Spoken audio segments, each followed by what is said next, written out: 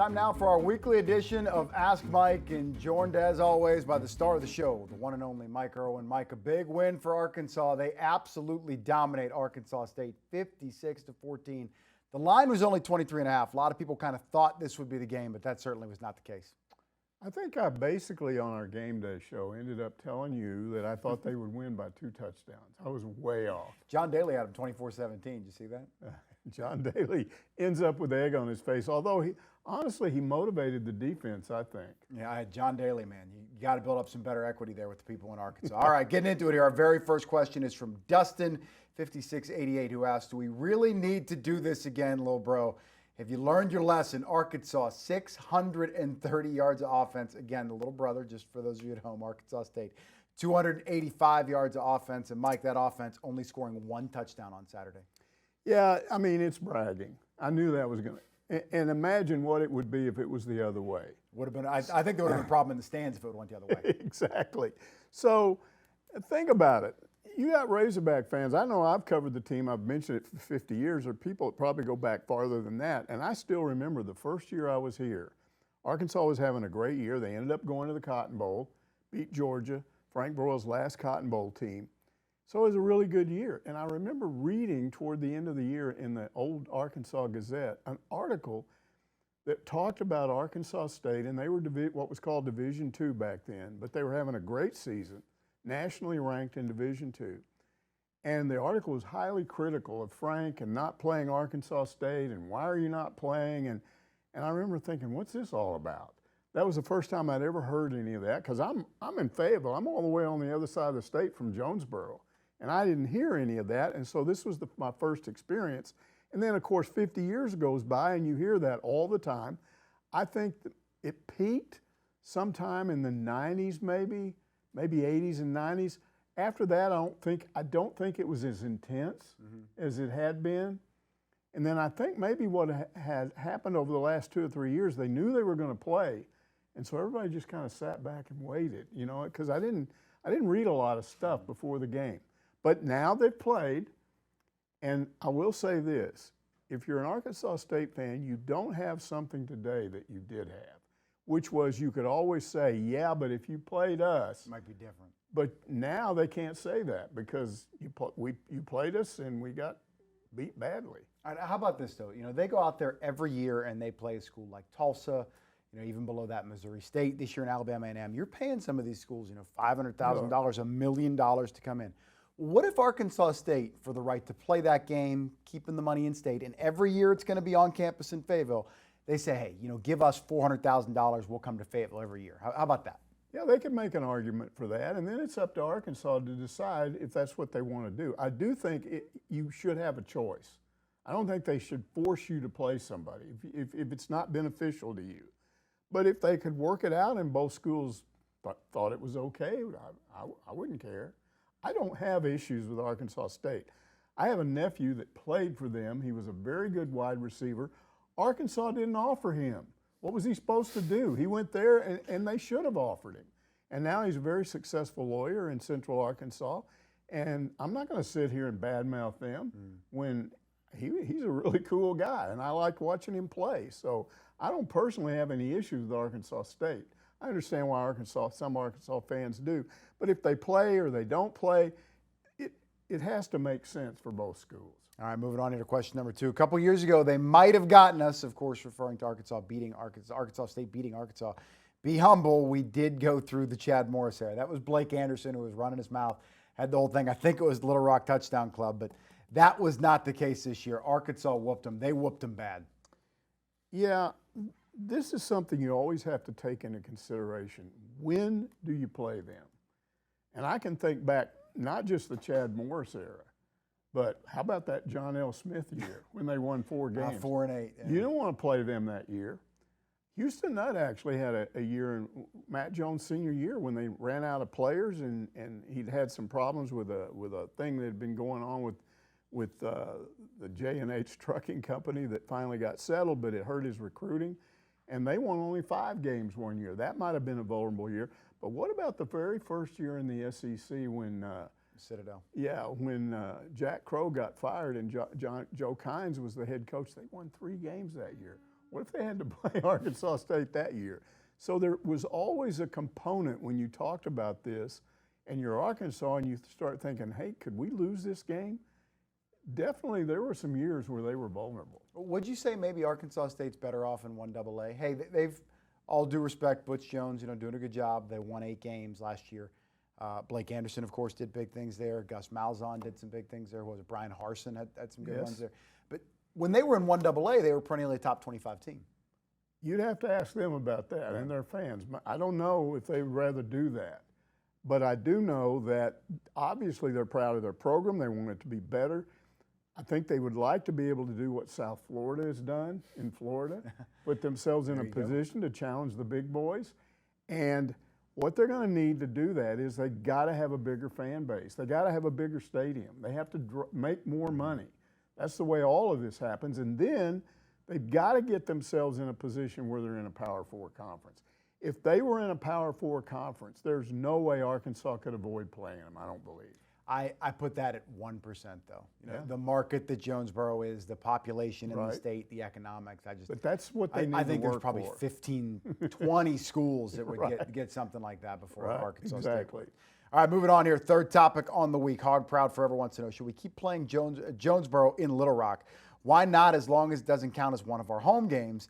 Make it their home game. Well, that's a problem whenever you're playing 5 SEC road games some years. Well, and this argument, I read several people making that argument, Razorback fans, and I don't understand what they're talking about here. Make it a road game and then be okay if it's a road game for Arkansas. You mentioned it. Next year they go to a 9-game SEC schedule. Okay. Play at Utah. And then, in addition, you've got to play a Power 4 conference team, and you're going to have to play that team home and home. So that leaves you not with 4 non-conference games. It leaves you with 3, and then one of them gets taken away. You're automatically mandated to play a Power 4 team. So you're left basically with 2 non-conference games. I promise you, you could go school by school in the SEC and ask them what they're going to do, and they're going to tell you, we're playing we're playing those 2 games at home, and we're playing them against teams we can beat. And that doesn't fit with playing in Little Rock. And calling it a road game, what does that do? It solves no issues. Yeah. Were you in any way surprised the way the game went down? I mean, I was. The way that first quarter went, there was no pushback by Arkansas State. Well, it was a strange game. It was momentum shift. Just when you thought Arkansas was going to blow their doors off, you had that kickoff return. And then you had Taylen Green throwing 2 interceptions, so they end up scoring. So it's suddenly from 28-0, it's 28-14. It's a ball game. And then from that point on, it was total domination again. So it was like domination, whoops, we let up a little bit. We let up on the gas, and we better try again. And then they won the game handily. What's happened, and this really feels like it is a Little Rock farewell. Maybe they do figure something out once a decade, a special game. If I would have told you 20 years ago, hey, they're not going to play games in Little Rock anymore, would you have believed it? Was the writing on the wall then? I'm not sure exactly when I saw it was coming. I think it probably was when they went back to 1 game. But as long as that 1 game was an SEC game, like LSU in 2010, then you still think, okay, yeah, you can do this. But when it stopped being an SEC game, then you knew it's just a matter of time. But maybe it's not. And we're going to get into that now. And shout out to Arkansas fans too. Hey, filling up, they had a good crowd. Arkansas State too. They brought it. Probably about 15,000 people there. They didn't have a whole lot to cheer for, but they did have their contingent there. All right, Mousetown, big fan of the show. He's on here every week. It seems like it is settled. The Razorbacks own the state. No doubt about it. There, Mousetown. It is the Razorback state. So will Red Wolf fans stop daring us to play them? Is that nonsense now over?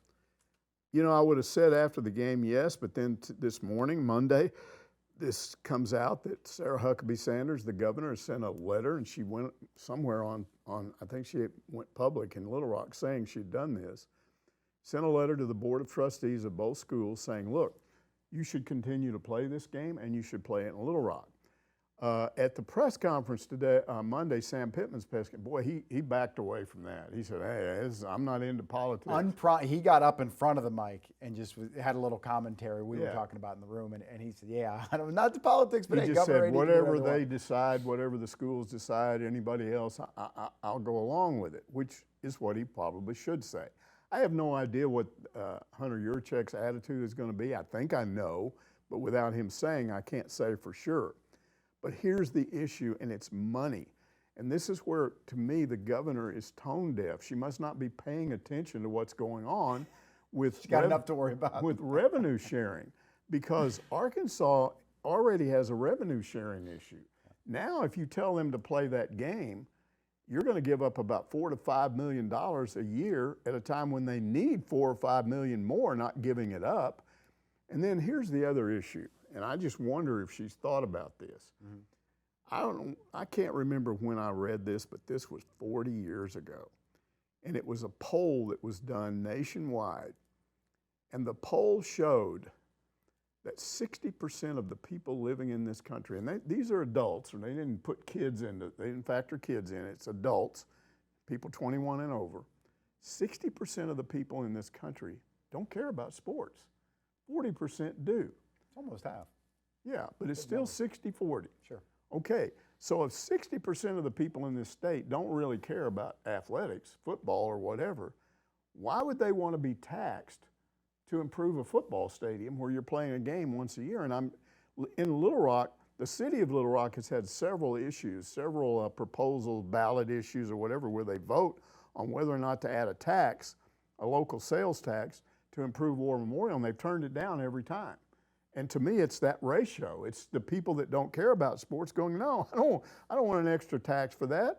If you want to come up with something that'll help me, a non-sports fan, yeah, I'll vote for it, but not that. And so to me, statewide would be the same way. So she may pull this off. I don't know. I don't understand. She may have enough power to go, you have to do it or I'll fire you off the board or whatever. But I just think there's going to be a lot of pushback from people, not just football fans, not just Arkansas fans, but from people going, I'm not spending money on this. Mm-hmm.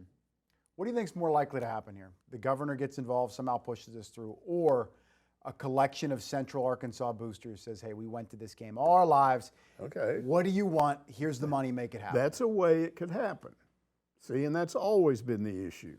If you had people that got together and said, we're going to contribute this amount of money to make up for what Arkansas loses by coming here, and that would have to take into consideration travel costs, and then there's that whole issue of you can't host recruits on an official visit in a place like that. Off campus. So they would have to figure out a way to compensate Arkansas and then come up with a way to improve the stadium and at least make it, because it's not a matter of making it bigger or anything. There's just all kinds of issues there. The internet goes down. No Wi-Fi for the first half. Yeah. Unreal. They run out of water at times. They have concession issues. And this is something that people don't talk about very often, but I'm pretty familiar with it.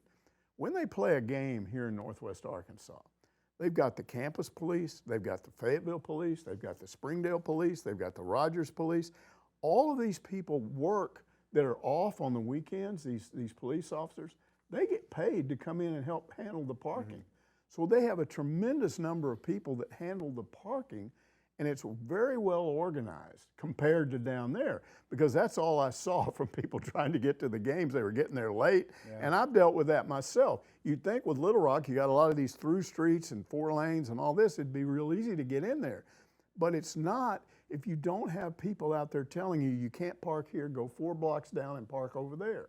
And they're just not as organized there. So that's another issue that they would have to deal with. And I think in the end, this is going to be it. But I'm guessing. I don't know for sure. You know, but being in the building, it felt like a farewell. And it was a good farewell. Sure, you know, it was. Getting that game and for Arkansas to have that kind of performance, and one last time they banged it out there with the crowd. So, hey, good on the Razorbacks for showing out. All right, more to come here with Mike Irwin on Ask Mike. Got to take a quick break.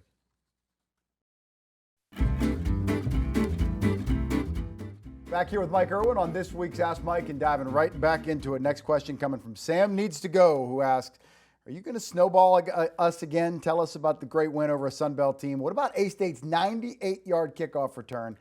Tell us about Scott Fountain. Look, there were issues on special teams. That's a very real thing. And then what about Bobby's boy Green, who was so much better this season, throwing these horrible picks? Easy pickings here. Do that against a real opponent like Ole Miss, and we are dead meat. Okay, first of all, I would defend anybody in the media, including me, saying that was a big win. If you don't think that's a big win, you don't know football, because they were under tremendous pressure, and Arkansas State's not a rollover type team. The fact that they won that game and won it big was impressive to me. Now, these other 2 points are valid. Let's talk about the kickoff return, because Sam Pittman addressed that in his Monday press conference.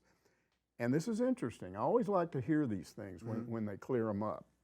He said, we had a lot of offensive players out there on that kickoff for speed. And he said, we're going to have to rethink that, because what do offensive players not do? They don't tackle. Don't tackle. And he said, we got to have a bunch of people out there that can tackle, so they're going to put more defensive players out from this point on. So there's that issue. Now, what about Taylen Green throwing those picks? You know, this was supposed to be the big difference. Last year, his touchdown to interception ratio was bad. 3-2. Yeah, it's not good at all. And what we were told is he's going to improve on that. Well, up until those 2 picks, he had. Now, even with those 2 picks, it's not bad right now. But he did correct that. That's the important thing. He came back and threw more touchdown passes in the second half. He was asked about it, and here's what he said.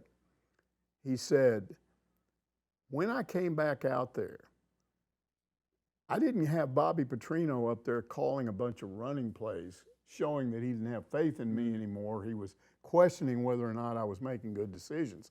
He said he kept dialing up passes.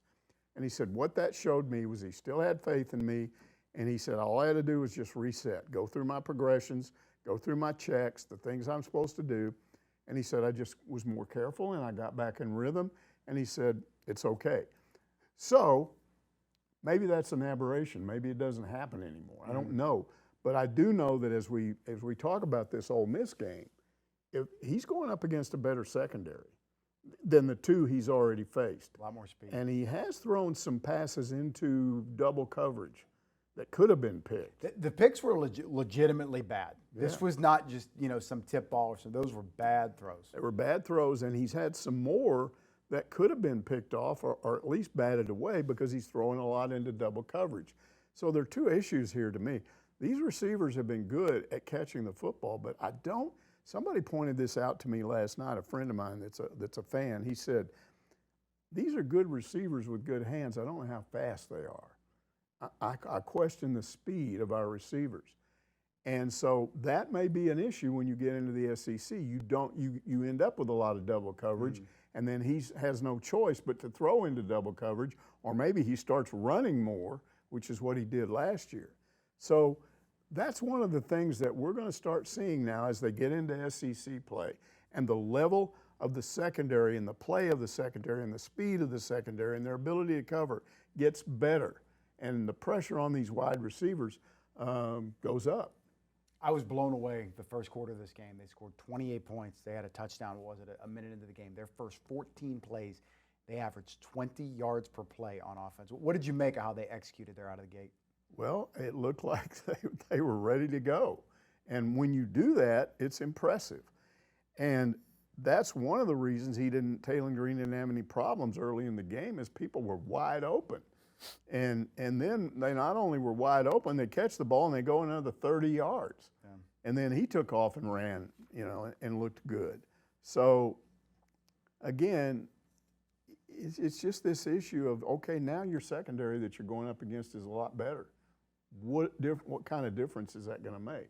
All right, next question here coming from Hill Country Hog, who says, Mike, you were pretty tough on Jackson last week. Said he couldn't do what Singleton did last season. That was in beating Tennessee in a backup role. Win a game if Green got hurt. Have you changed your mind? Well, that's not exactly what I said. I didn't say that I didn't think he could do it. I said I hadn't seen enough to be confident, because he had that one possession when he first came in where he threw a touchdown pass, and then it was kind of hit and miss after that. He was much more impressive in this game. And you could tell that Sam Pittman decided, I'm going to test him. They want him tested. Because after a goal line stand in the fourth quarter, in which Arkansas stopped Arkansas State at the 1, now K.J. Jackson comes in at the 1 yard line. And now you're in real danger of doing something dumb. Do you get sacked in the end zone? Do you throw a pick there trying to force the ball? Well, what he did is 2 straight handoffs. They got out to the 6 or 7. Then they had some kind of penalty that backed him up again. On third down, he completed about a 12-yard pass to a tight end, one of the tight ends. I can't remember the 3 of them. And he caught that pass and made a first down. Then on the very next play, he threw about a 40-yard touchdown or 40-yard pass to the other tight end. And then one more nice run, and then down at the 6-yard line, he's trying to throw. His receivers are covered. He looks, and then he goes to the left and just goes into the end zone untouched. That was impressive. If he can do that, even in a difficult situation, I would say yes. I would have confidence that if he has to come in an SEC game, I don't know if they'll win, but I think he could be competitive. I don't think they'd fall apart. Sam made it a point right out of the game. I think it was before he even took a question to credit that drive. He We did. got the ball on the 1 yard line. Why do you think he did that? Is that sending a message to his guys? That, hey, we do believe in you. Yes. What was the purpose behind that? Well, I think the fact of you mentioned it before he talked about any of the other positives in that game. He mentioned that, and he mentioned what happened after that, because when Arkansas State came back down with the ball toward the end of the game, they're getting into the red zone, and he's got his 2 defense on there. And yeah, it's not going to be a big deal if they score 14 points or 21, but you'd like them to stop them. And they stopped them. Now, there was some controversy over that because they did a replay several times on the play that supposedly they thought they scored on. The replay, I think what the officials said was the ball in progress was stopped. But if you looked at the replay, it didn't look like they ever stopped moving. And the guy definitely, at the bottom of the pile, the kid with the ball definitely touched it over the goal line. The problem is you can't see his knees. Yeah. And you don't know if he went down before he did that.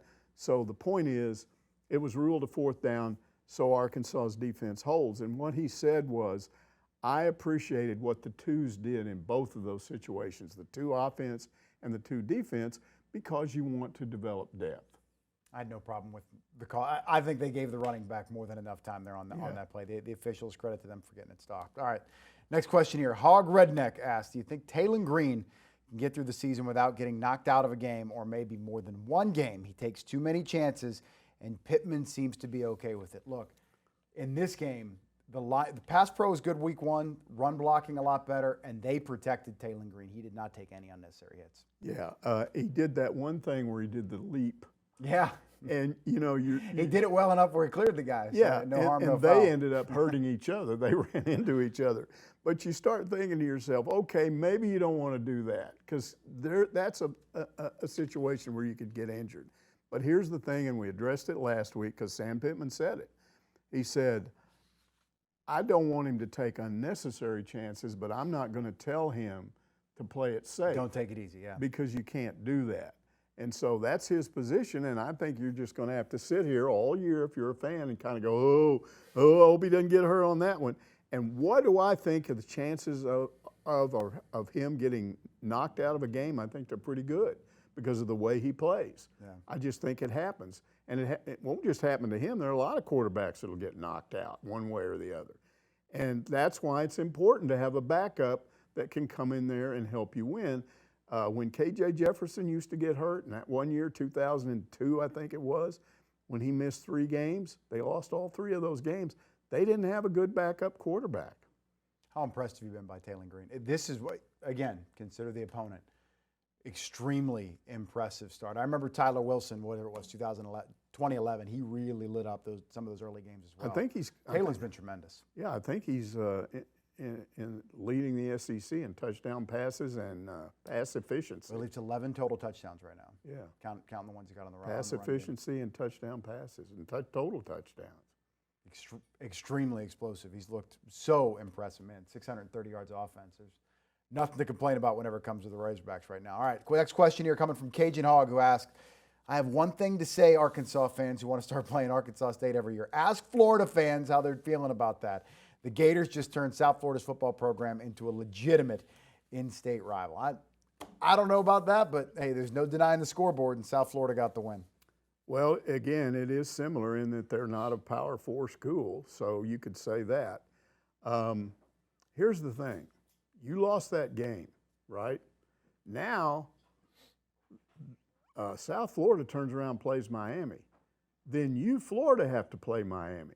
So they all will end up playing each other. Mm-hmm. What if Florida ends up third in the pecking order in that deal? You for decades have been the school in college football in the state of Florida. Now you're third. I mean, Napier's not going to survive that. He's just not. They didn't fire him. And I remember reading a thing this morning where he said, look, I'm still calling the plays. Okay, they're not going to come in and do anything to him right now. But they got to turn this around. And how do they do that when they've still got to play Georgia, A&M, Texas, and LSU? What? You know? And Florida State. Yeah. So, I mean, come on. And I left Florida State out. That would make them fourth. Yeah, right. I guess they're all pretty much going to. Yeah, I mean, that would you be? How would you like to be fourth in the pecking order of in-state football programs? But who knows? Maybe South Florida looks pretty good. You know, they can get Miami, and Florida's like, hey, we don't feel so bad right now. I think I hope they do beat Miami, and then you got to hope you beat Miami. All right, that's Mike Irwin. This is Ask Mike. Got to take a quick time out, but we will be right back.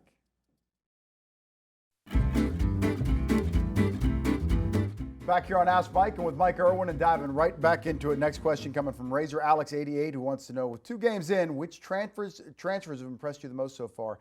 I do like Mike Washington and Omega Blake. Ole Miss is definitely vulnerable, and it should be a better game than last year against the Rebels. Yeah, obviously I like those 2 guys. I also like the left tackle, Corey Robinson. I mean, I think we saw him really come into his own in this game. He was run blocking, he was pass blocking. I think he's going to make a big difference over there at left tackle. But I like those 2 tight end transfers. Jaden Platt played at A&M last year. So far, he's got 46 yards and catches in 2 games. And then Rohan Jones, he's a Montana State transfer. He had 2 catches for 74 yards in that game. That is the 3rd most number of catches in a game by a tight end under Sam Pittman. So he's off to a good start. So I like those 2 guys, but I also like the left tackle. You think they need to incorporate the tight ends a lot? We're hearing a lot about the wide receivers. They are spreading the ball around. Oh, absolutely. Do you want to see the tight ends a little bit more involved? Yeah, that's another reason why I liked what K.J. Jackson did. If I'm a quarterback out there and I'm throwing to tight ends, they just, you can see them. They're always big. open. Yeah, they tend to be open more. All right, next question here. We have 2 similar questions. Red Dog Razorback asking, after 2 football games, who in the freshman class has impressed you the most? Any update on Antonio Jordan and when he might play? And we have RZ Back asking, any news on Sori, Lee, and Monte injuries and their status for Ole Miss? Go ahead, Mike. I know Sam Pittman did have an update today. Yeah, well, first of all, let me say that the most impressive freshman to me is Scott Starzik out of the Woodlands. Valuable weapon. 2 games, he's 15-0 on extra point attempts, and he's also connected on that 53-yard field goal. That is the longest field goal by a true freshman in the history of Razorback football. Wow. So that's pretty impressive. On the injuries, Antonio Jordan, they didn't do an update on him. Sam Pittman said last week it's a high ankle sprain. 3 weeks. That's 3 or 4 weeks. I don't think they're in any rush with him. They could redshirt him. You know, just we'll play him in 4 games and get. He's a kid. Somebody started arguing about that on Hogville, saying, "Oh, he'll transfer." He's not going to transfer. Everything I know about that kid says he's all Razorback, so he'll be fine. Monte Harrison is the one, he's probably out for the year with a fractured foot. Yeah, fractured foot. So he's probably out for the year. All 3 of those other guys, Sori and Lee, those 2 guys are both play, so they're fine. And then Oki, who's the defensive tackle that kind of has been missing and they've needed him for depth, he was supposed to run on Monday, on Monday. If he can work out the rest of the week, they'll take him with him and use him in the Ole Miss game. How you feeling injury-wise? You know, pretty very good sign, right? You can get through 2 weeks like this Yeah. and have a clean bill of health. I mean, you can look around the league, and there are other teams that have been hurt more than they have. I mean, even Ole Miss, their quarterback turned his ankle toward the end of that game, and then there was some concern he might not be able to play, and then we started hearing, he's working out this week, he's okay. Let me tell you something. When you're a quarterback and you got an ankle problem, they may stick you out there, but you can always injure that thing again. You're more active than just about anybody on the field, and you don't want a quarterback with an ankle problem. So that may end up being an issue for them. Now, how do you feel teams maybe overplay, underplay, however you want to define it, injuries in college football? You know, remember years ago what John L. Smith did with Tyler Wilson the week of the Alabama game, or why it's this big secret and, you know, it's super coy. Why do they do this? I don't know. Paranoia? They really think they're tricking somebody? Well, I mean, Pittman gets up there on Monday. He's completely transparent. Tells you exactly what's going on injury-wise. Yeah, and I think coaches have their way of knowing this. I mean, I think they mostly know when you've got somebody that's not going to play. But now, you know, you supposedly have these things. Participation reports. Yeah, you have to do the report. So it kind of takes a little bit of that out of that. But I agree with you. I don't think they've ever fooled anybody. It's pretty obvious to me whether somebody's going to play or not. All right, next question here coming from Hog Dogger, who says, finally a little good news about the transfer portal from the NCAA. It was dumb to have a transfer in December right when bowl games are going on, and they decreased the open days from 45 to 30. That's a little progress. It's a lot of progress because what you don't mention is... Not finalized yet, by the way. That's not it's finalized. Trending this direction. But what he didn't mention was the elimination of the spring transfer. That's the biggie. That's why we didn't have a spring football game this past spring. If you take that out of the mix, then coaches aren't afraid of somebody looking good in the spring game and then some other coach seeing them and going, and they'll contact them. But he's actually wrong about this proposal too, because it's going to cut it down to 10 days. Starts January 2nd and goes to the 12th. So the playoffs are still going on at that time. So that's going to be interesting for those teams that are still in the playoffs. Suddenly there's a portal window, and what do you do there? Does that affect you? But I think that is so positive, and I think it was necessary, and I think it really is coming as a part of the revenue sharing. Because I think what's going to happen with revenue sharing is that in order to get this money, you're probably going to have to sign some kind of contract. You know, okay, I'm not just going to take this money and be gone. I'll be here 2 years. Or if you leave off to sit out. Yeah, like that. or you have to pay them all, pay them back or something like that. So I think this is just adds more to that. It closes and narrows the window because what they're trying to do is eliminate all this portal stealing, where you're just going and stealing, picking, I want this guy from here, this guy from there, we've got money, let's take him. They want to eliminate that. And coaches that aren't in a position like Arkansas to stop them, I mean, Patrick Kutas, Ole Miss, he says he hates Ole Miss earlier last spring. I hate Ole Miss. And then he says, he tells Sam Pittman, if you don't play me, I'm still coming back. And then he goes to Ole Miss.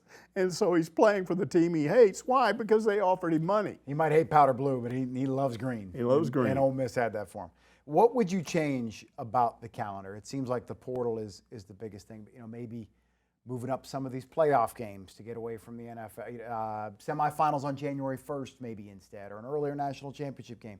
Would it be starting the season a week or two earlier? Do you have any problems with the sport calendar beyond that? No, probably what I would do, though, is I would push that portal window back beyond the end of the national championship game. I don't think you ought to have it while that's going on.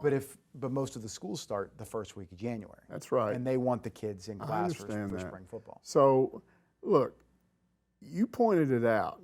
This isn't, don't assume they're going to have this. That was approved by the Oversight Committee. Yeah. Now the entire NCAA Division I Committee, I think is what it's called, they have to approve this. Now, there's a little part of me that thinks that some of these agents and some of these parents and some of these students are going to start lobbying and say, hey, you're denying us our rights. Yeah. We have a right to leave. We have a right to transfer. You're trying to lock us in. You're being unfair to us. So there could still be pressure put on the NCAA, and they might cave on that. I agree with you. This is better for college football. But along the lines of what you're saying, with how it is right now, is this better for the players? No, it's not better for the players if you want the freedom to go wherever you want and make as much money as you can. This has always been the issue ever since this started. are you a pro? Are you really truly a pro athlete? Because if that's what you really are, then you want to be like a pro. But then pros have their own limitations. You know, there's salary caps, and you sign a contract, and you can't just jump anytime you want. So what college football players for the last 3 or 4 years have had is the best of both worlds. They could transfer, they could get more money, but they didn't have any of the restrictions that you have as a pro athlete in the NFL. So it's probably better for them, but for the fans, they want this curtailed. No fan wants to see some guy. Again, I bring back my buddy who lives in Lubbock, and he's just furious. I called him 2 nights ago. I said, I've watched both games. This is the best Texas Tech team I've ever seen from a talent standpoint. Best team money can buy, Mike. Every player they've got at every position is a solid stud player. Their defense is good. Their running game is good. They pass the ball. They got receivers. They got blockers. They got defenders on the D-line. Their cornerbacks are good. They're just flat good, and he's just, they paid all these guys, and I don't even know who they are. They just come in here, they're going to be in Lubbock for a year and then gone. Yeah, and he said, I don't care about that. Fans don't like that. Mike Irwin, evolving with the times. I like it. I'm kind of with you there too. You know what I think you're trying to say. We got to teach kids life skills. Yeah, it's not the school's responsibility to make sure they graduate or whatever, but what are they? You go to college to learn, to get life skills, to get ready for the real world. Being able to jump around year by year, that's not helping anybody. Calipari keeps saying we've got to make sure they graduate. He's acting like he's going to get this solved. Yeah. If you read between the lines with what he's saying, but we'll see. There's only so much you can. Every time they go to court, it seems like they lose. Right. All right, Mike Irwin, more Ask Mike right after the break.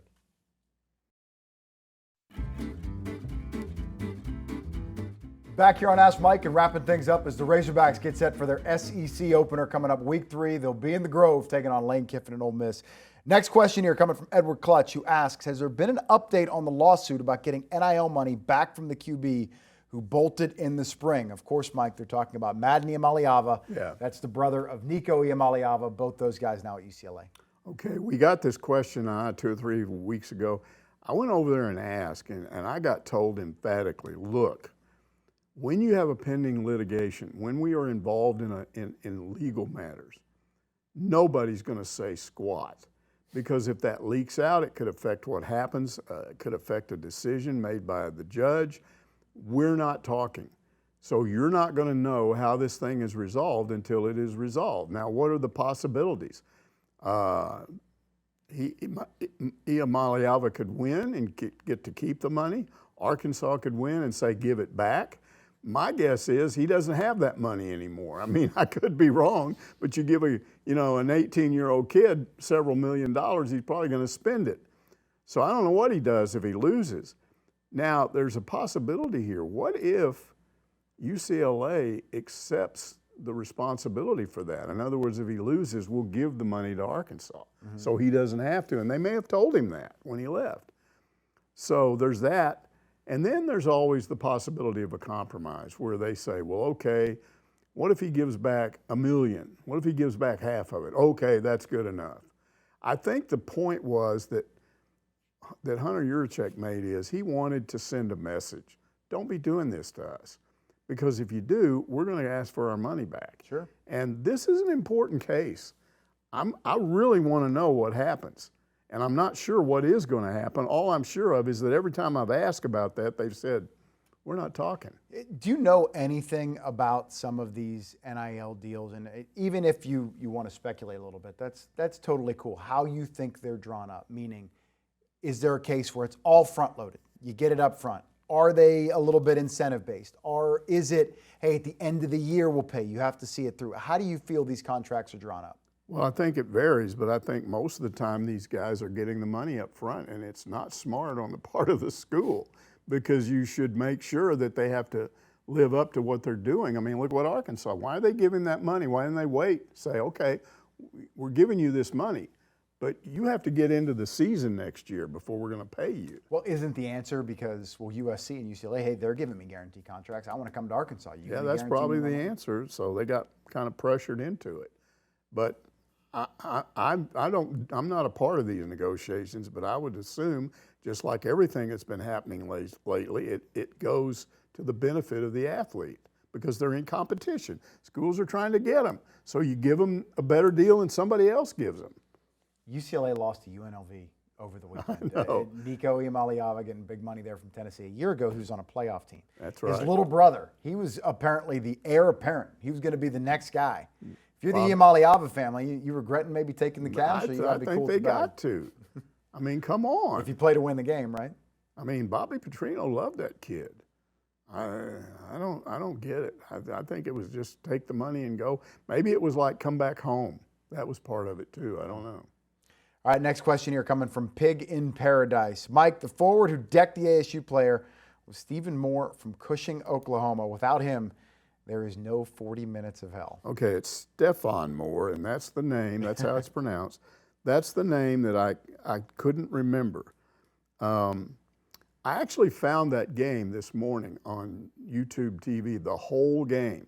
So I went back and watched it, and I was able to watch this incident. He did not deck the guy, because I looked at some stats on that, and he was playing late in the game, and I'm going, well, if he turned around and hit a guy, how could he still be in the game? Well, here's what happened. They're about 12 minutes to go in the game. He goes inside and scores, and he peels around and comes back, and he's going to try to steal the ball. He takes, I think it was his left forearm here, and he comes up next to a guy that's looking this way, and he blindsides him up beside the head, just bam, like that. It didn't knock him to the floor immediately. I think once he realized he'd been hit, then he kind of fell to over-exaggerate it. But here's the key. They didn't even call a foul on him. If you did that today, you would be ejected, and you would probably sit out the next game. That was a flagrant foul. It was obvious that he was doing it on purpose, but they got away with it. Now, Nolan always claimed that what that did was it fired up Arkansas and made them more aggressive. He said, we've been too passive. But I watched the game, and they continued to trail and actually got farther behind. At one point, they were down 16 points with 7 or 8 minutes to go. What really changed was Cannon Whitby, the little three-point shooter they had, hit a couple of open three-pointers, and that got them back under 10. And then Ron Hury started playing better inside, and he actually scored the basket that tied the game up. And they started playing more aggressive defense and started forcing some turnovers. But they came from 16 points down with about 5 minutes to go to tie that game up. Here's another interesting thing about Stephon Moore. When he was a freshman, he was playing for Eddie Sutton. That was the year before, or 2 years before. And I guess he had a pretty good year. I don't think he played that much, but Sutton called me up. He was always wanting me to do stories that would benefit the team. And he said, hey, Benefit him. He said, Stephon Moore is being honored in Cushing. I think that's where he's from. He said, he's being honored in his hometown. He said, they're having a big banquet and all this stuff. He said, I'm flying over there in a private plane. You want to fly with me and you can do some stories? So I go, oh, yeah, sure. So I took my camera. We flew over there in this dinky private plane. I was pretty uncomfortable flying in that stupid thing. Cessna? They put Mike Irwin in a Cessna? Pretty bad. You know, I don't like little dinky planes like that.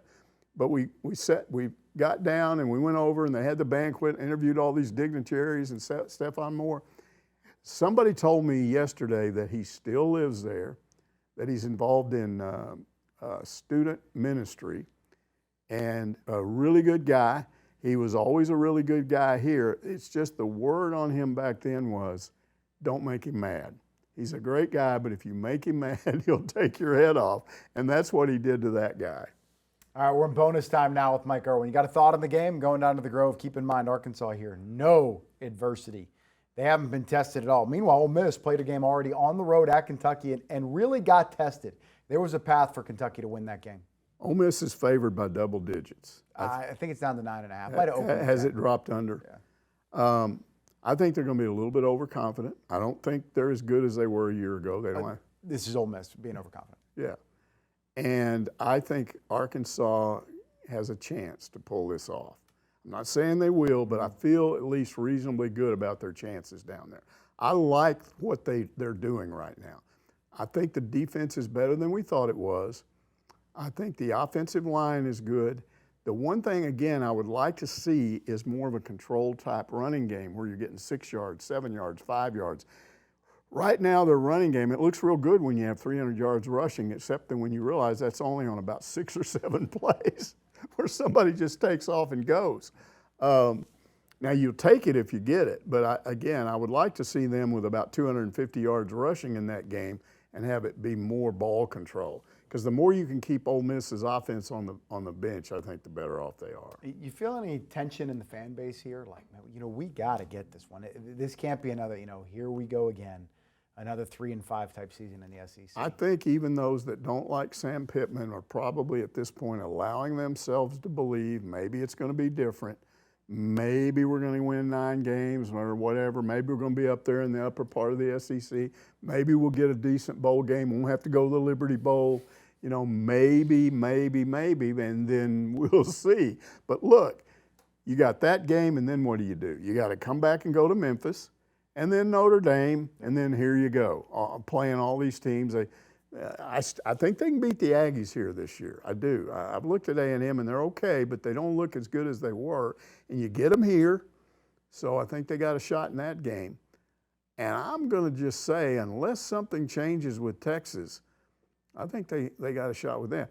Arch Manning, they were really ballyhooing him by the end of the game because of what do you have, 5 touchdown passes? Or I don't know what the final numbers were, but obviously much better than what he was in week 1 against Ohio State. But he had some rough patches. That's the point. He still threw a pick, I think. He still bounced balls and overthrew people, And they had some video of him throwing the ball, and he was grimacing, like maybe Correct. There's something wrong with him physically. Sarkisian even made a comment about it on Monday, correct? Yeah.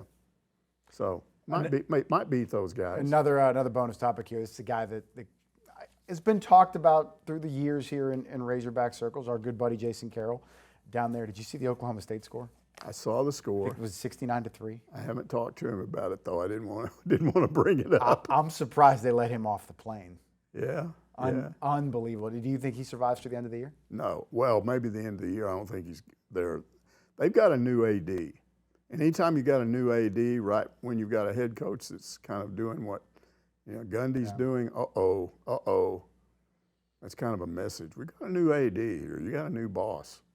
I cannot believe Arkansas lost that game to them last year. I know. Was it 21-3 they were up, I think? That was a Taylen Green interception that turned that around.